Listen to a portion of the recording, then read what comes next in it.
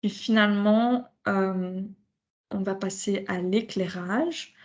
Hem, le principe est de nouveau le même. Il faut éclairer à certains endroits, à certains moments et avec une intensité de lumière qui va dépendre du type d'activité qu'il y a dans la pièce, mais aussi du niveau d'ensoleillement possible, dans la pièce, de l'apport de lumière naturelle possible dans la pièce.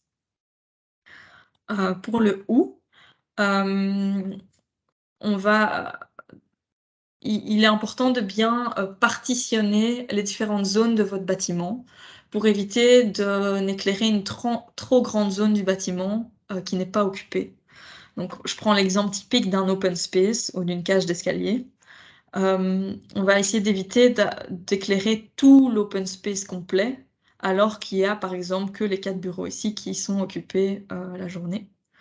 Hem, dans une cage d'escalier, pareil, parfois on ne monte que 2 étages, mais quand on appuie sur l'interrupteur, en fait, c'est toute la cage d'escalier qui est allumée. Donc en fait, c'est important d'essayer de, de scinder votre circuit électrique pour que, les interrupteurs n'allument que certaines zones. Donc ici, je l'ai divisé en 4 zones, par exemple, l'open space et la cage d'escalier en 2 zones. Hem pour limiter, les pertes d'énergie et d'éclairer en fait, au mauvais moment, les mauvais endroits. Donc ça, c'est le premier principe pour l'éclairage. Pour le camp, il existe plusieurs, façons, de réguler, la mise en marche et arrêt de son éclairage. Hem, soit un simple interrupteur on-off, qui est parfois plus que suffisant, si on a des occupants qui sont sensibilisés.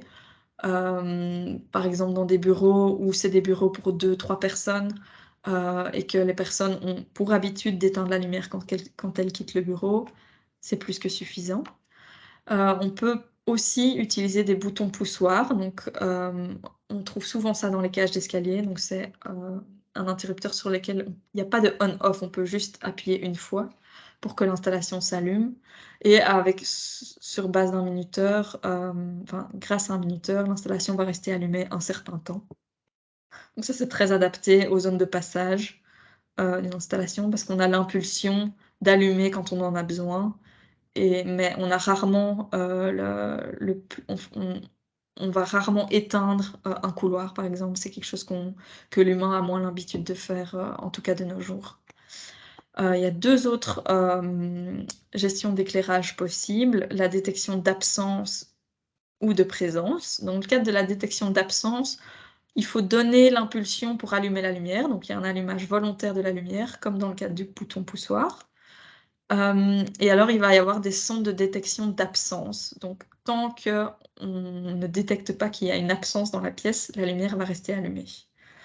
À l'inverse, il y a la enfin inverse, pas tout à fait, mais il y a la détection de présence qui va détecter le mouvement dans une pièce et allumer, la pièce ou la zone de passage, avec le mouvement. C'est quelque chose qu'on retrouve aussi souvent dans les cages d'escalier. Ici, c'est plutôt quelque chose qu'on mettrait dans les open space, par exemple.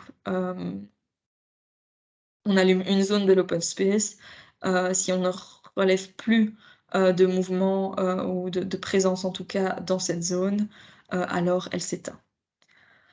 Mais c'est le même principe que pour la ventilation, si, le système le plus simple, c'est-à-dire l'interrupteur ou le bouton poussoir, suffisent pour que votre installation d'éclairage s'allume seulement au moment où vous en avez besoin et aux endroits où vous en avez besoin, alors c'est très bien.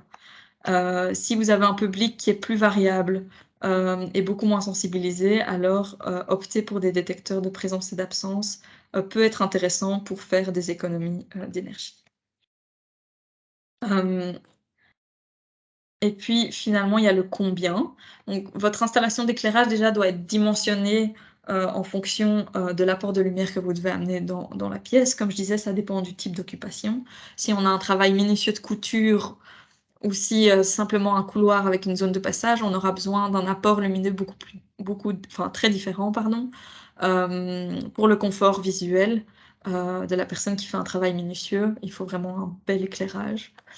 Hem, si on a une zone fort éclairée par la lumière naturelle, beaucoup de fenêtres, des fenêtres de toit et cetera, on peut installer une sonde de luminosité qui va, faire varier l'intensité de lumière, artificielle en fonction de l'apport de lumière naturelle pour que, in fine, dans la pièce, ce soit l'apport de lumière nécessaire pour l'activité qui s'y trouve.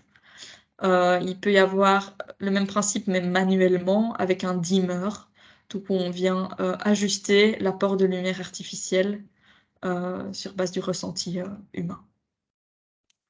Et finalement, un petit point sur le LED, qui est, qui permet les installations d'éclairage les plus performantes de nos jours.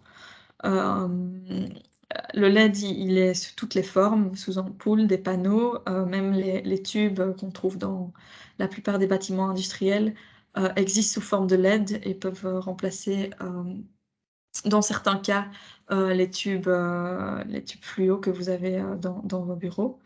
Donc comme je disais, sous plusieurs formes, ils ont une très longue durée de vie, une très bonne efficacité énergétique et tous les coloris sont possibles. On a toujours la vision du LED, qui fait une lumière bleue, mais il est très possible de trouver, une lumière un peu plus chaleureuse avec, de l'éclairage LED aussi.